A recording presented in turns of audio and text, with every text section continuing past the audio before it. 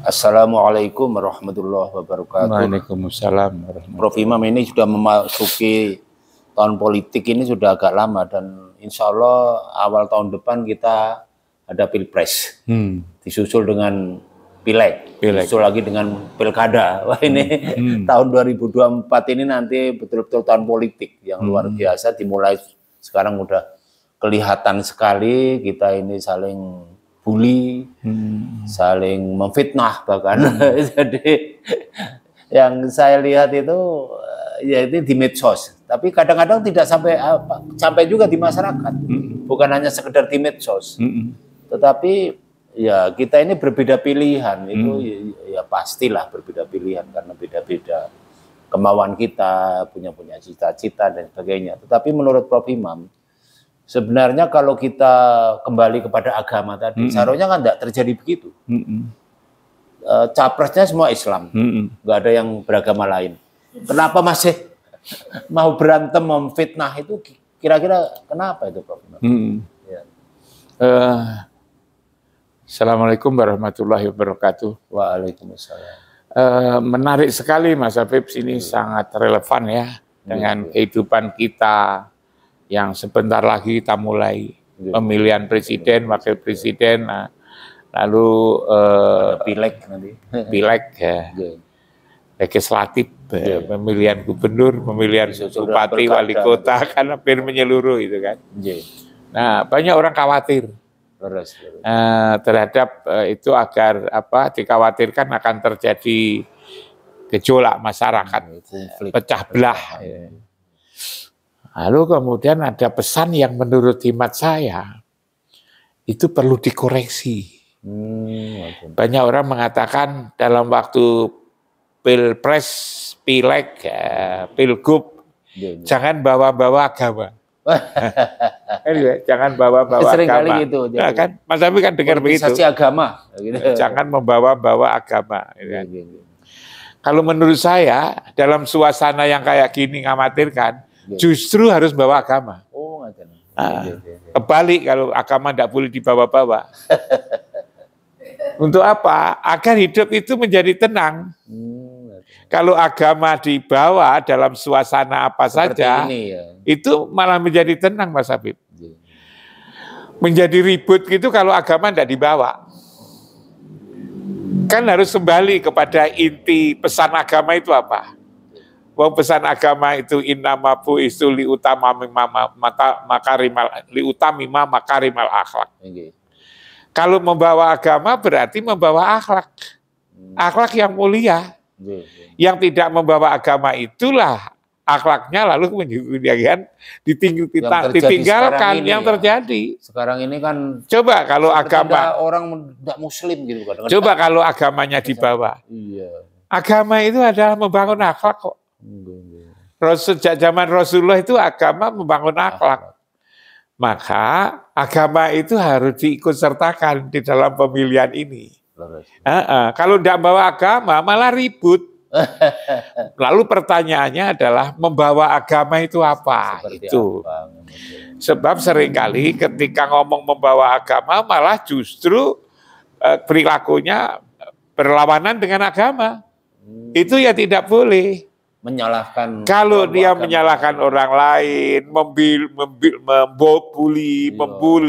mencaci maki, merendahkan, itu adalah perilaku orang yang tidak membawa agama.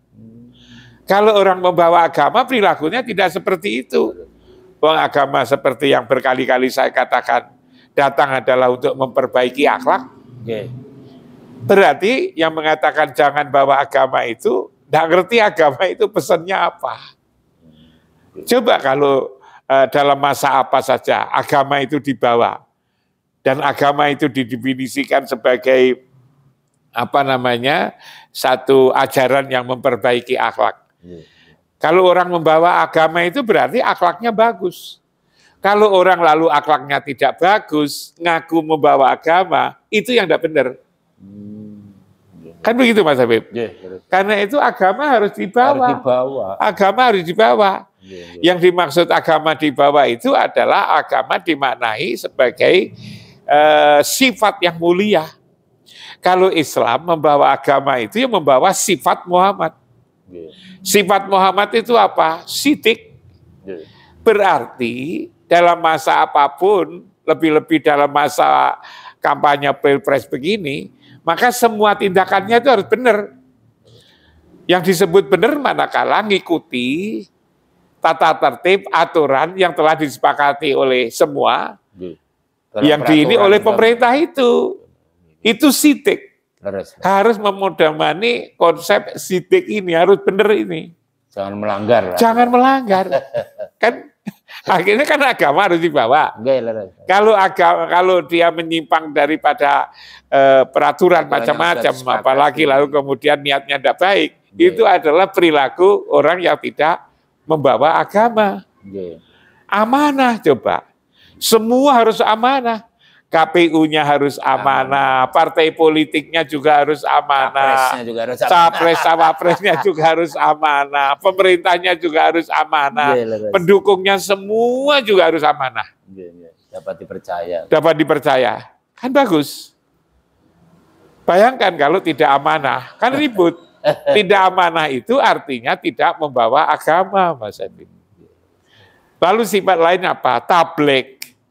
Menyampaikan sesuatu yang benar.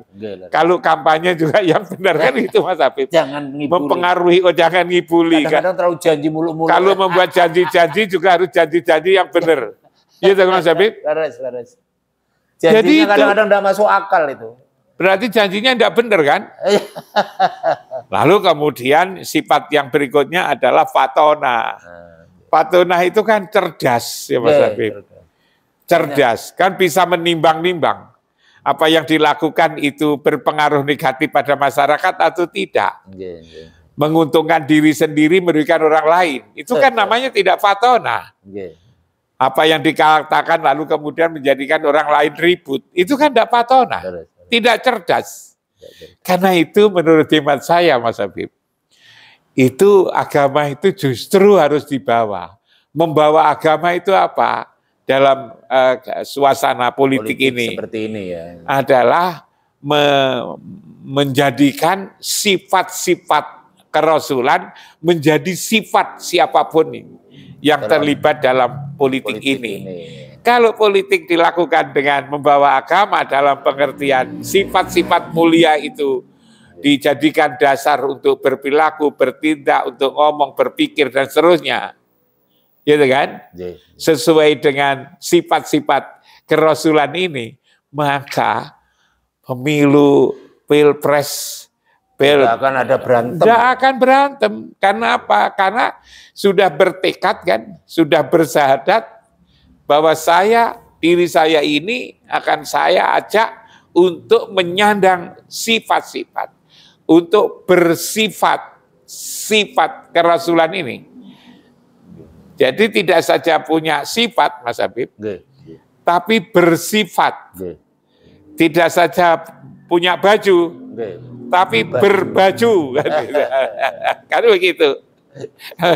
Tidak saja bersifat-sifat agama ini, sidik amanah, tapi bersifat.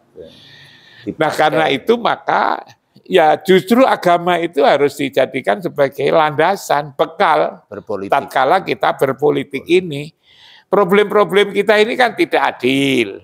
Problem-problem ini kan tidak jujur. Problem-problem kita ini kan saling sangka, akal mengakali. Lah hal ini sebetulnya ini bukan watak agama. Watak agama itu ya jujur, benar, amanah, gitu kan, tabligh dan fatona. Karena itu diuji saja. Bagaimana ini pelaksanaan itu? Kalau pelaksanaan menjadikan ribut, sebenarnya agama sedang tidak dibawa. Membawa agama dalam politik itu jangan dimaknai lalu kemudian dengan dia merasa beragama. Maka lalu kemudian menganggap orang lain salah. Bukan itu. Keberagamaan itu bukan sebatas pengakuan. Bukan sebatas hanya di KTP-nya ditulisi beragama. Bukan lalu sebatas karena disebut sebagai tokoh agama. Bukan itu. Yang disebut agama secara benar itu bagaimana seseorang bersifat sebagaimana sifat kenabian itu, bersifat-sifat. Lalu kemudian letaknya ada pada hati. Lalu terekspresi pada ucapan dan pada tindakan. Itu namanya itu beragama itu sebetulnya seperti itu. Karena itu agama itu mengatur hati, mengatur qauli, mengatur fi'li, dan indah sekali. Perilakunya juga harus beres. Karena itu tidak benar kalau lalu kemudian orang beragama malah dicurigai.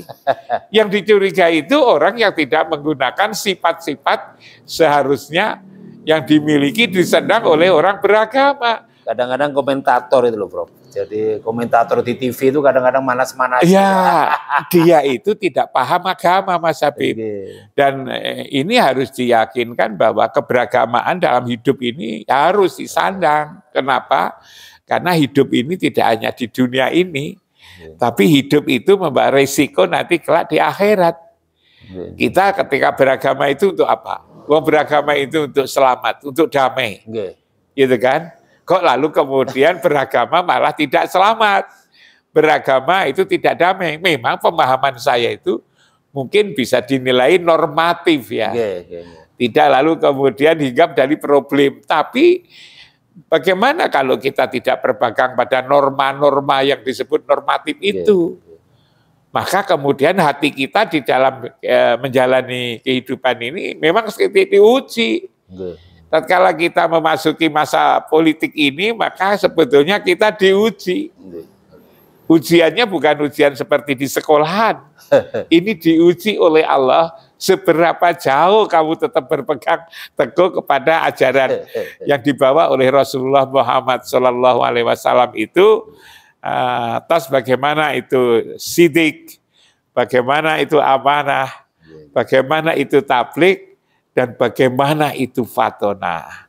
Karena itu elit agama lalu yang memanas-manasi seperti yang dikatakan Mas Habib, itu sebetulnya bukan elit agama yang benar, malah justru elit agama yang bukan elit agama jadinya. Kalau mecah belah itu sebetulnya bukan agama itu adalah persoalan duniawi. Gara-gara politiknya beda gitu. Ya Allah. Nah, itu aneh. Aneh. Ini pemilu biayanya triliunan, puluhan triliun atau bahkan berapa itu. Itu kalau muspro ya, artinya tidak sia-sia hanya untuk memecah belah bangsa, untuk apa? Saya kadang-kadang berpikir lebih baik kayak Orde Baru lah. Kadang-kadang itu. Ya gini Mas Habib. Jadi hanya sederhana, partainya tidak terlalu banyak seperti sekarang gitu. Kita kan memang sudah bertekad untuk melaksanakan demokratisasi di negeri kita ini, Mas Habib. Idenya sebetulnya juga bagus. Ialah memberikan partisipasi ya, kesempatan berpartisipasi semua warga masyarakat tanpa pandang bulu untuk ikut serta menentukan pemimpinnya itu. Maka lalu kalau itu sebetulnya kita pahami, memang pemilu ini harus gitu kan. Pemilu itu harus ya saat dilaksanakan. Untuk apa? Untuk memilih calon para pemimpinnya itu. Supaya gitu kan? Terpilih pemimpin yang benar. Iya, karena itu dipilih maka harus diikuti kan itu. Lalu kemudian kita kan ada aturan main. Ini kan hanya lewat sebuah proses saja pemilihan itu. Tapi kalau itu sudah menang, maka dia yang harus diikuti. Yang terpilih itu harus diikuti apapun siapapun kan begitu. Sehingga lalu kemudian menjadi tenang.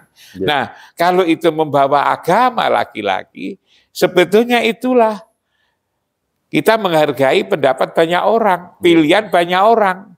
Maka lalu kemudian kita berhenti di situ setelah selesai. Tatkala presidennya misalnya datang dari partai A gitu kan, maka ketika jadi presiden ya jangan merasa itu partainya tapi juga harus semua menjadi pemimpin bangsa. Menjadi pemimpin bangsa ketika misalnya dari yang jadi itu adalah dari koalisi B. Ketika pemilihan dia memang berpihak kepada koalisinya itu, tapi begitu dia terpilih, dia harus merasa menjadi pemimpin bangsa. mensejahterakan semua.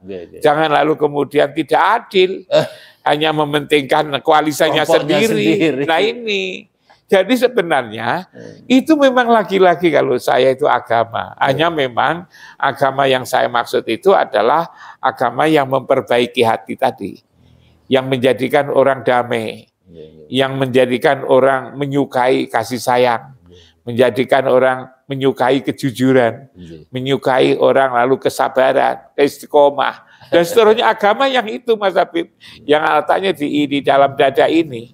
Dan untuk memperbaiki diri itu sulit. Karena itulah diturunkan seorang Rasul yang untuk memperbaiki hati. Makanya di surat Jumat ayat 2 itu dikatakan huwallazi ba'atsa fil ummiyina rasulam minhum yatlu alaihim ayatihi. Didatangkan Rasul dari kaummu sendiri. Untuk apa? Membaca ayat-ayat yang ada di dalam dada ini. Wa yuzakihim, mensucikan, menjadikan hati kita ini suci. Dan kalau hati suci, maka tidak mungkin mereka itu lalu mengolok-olok, menjatuhkan orang, memfitnah. Para pemfitnah itu adalah hatinya sedang terganggu, sedang gelap. Wa yu'allimuhumul kitab wal hikmah. Coba itu kan. Nah ini Mas Habib. Jadi apa namanya? Ada perilaku. Politik ini kalau zaman katakan yang olok-olok itu apa namanya? Menjadi seharusnya menjadi tidak ada. Kalau kita ini dan itu harus berpegang pada ajaran agama. Saya makin tua ini makin yakin bahwa memang agama itu penting karena agama itu bisa menyelesaikan problem-problem yang manusia sendiri siapapun orangnya tidak bisa menyelesaikan. Ya sayangnya kemudian calon pemimpin kita kan menggunakan agama untuk kampanye. Ini yang tidak benar di situ. Dia tidak paham agama itu apa gitu kan. Agama itu bukan partai katanya, bukan lalu organisasi.